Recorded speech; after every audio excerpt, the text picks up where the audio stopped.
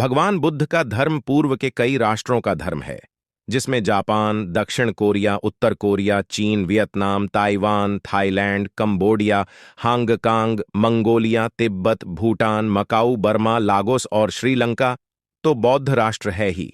साथ ही Bharat, Nepal, Malaysia, Indonesia, Russia, संयुक्त राज्य America, France, Britain, German, Bangladesh, Pakistan, Canada, Singapore, Philippines, Brazil और अफगानिस्तान में भी बौद्धों की संख्या अच्छी खासी है। हालांकि कुछ वर्षों में अफगानिस्तान, पाकिस्तान और बांग्लादेश में बौद्धों पर हुए अत्याचार के चलते वहां इनकी संख्या कम हो चली है। आओ जानते हैं गौतम बुद्ध के बारे में 10 अनसुनी बातें। 1.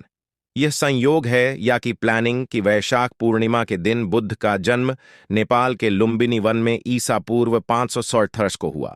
उनकी माता महामाया देवी जब अपने नैहर देवदह जा रही थीं, तो कपिलवस्तु और देवदह के बीच नौतनवा स्टेशन से 8 मील दूर पश्चिम में रुक्मिंदेई नामक स्थान के पास उस काल में लुम्बिनी वन हुआ करता था, वहीं पुत्री का जन्म दिया। इसी दिन पूर्णिमा 528 ईसा पूर्व उन्होंने बोधगया में एक वृक्ष के नीचे जाना कि सत्य क्या है, और इसी दिन वे 483 ईसा पूर्व को 80 वर्ष की उम्र में दुनिया को कुशीनगर में अलविदा कह गए।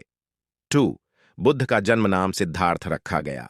सिद्धार्थ के पिता शुद्धोदन कपिलवस्तु के राजा थे और उनका सम्मान नेपाल ही नहीं समूचे भारत में था।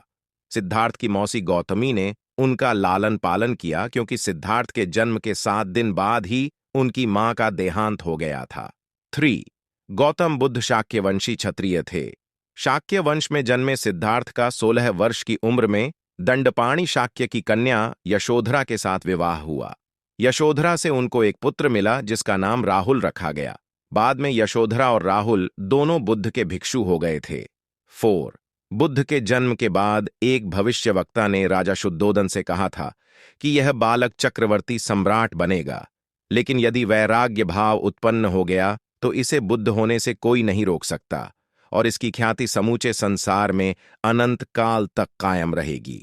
राजा शुद्धोदन सिद्धार्थ को चक्रवर्ती सम्राट बनते देखना चाहते थे, इसीलिए उन्होंने सिद्धार्थ के आसपास भोग विलास का भरपूर प्रबंध कर दिया ताकि किसी भी प्रकार से वैराग्य उत्पन्न न हो। बस यही गलती शुद्धोदन ने कर दी और सिद्धार्थ के मन में वैराग्य उत्पन्न हो गया।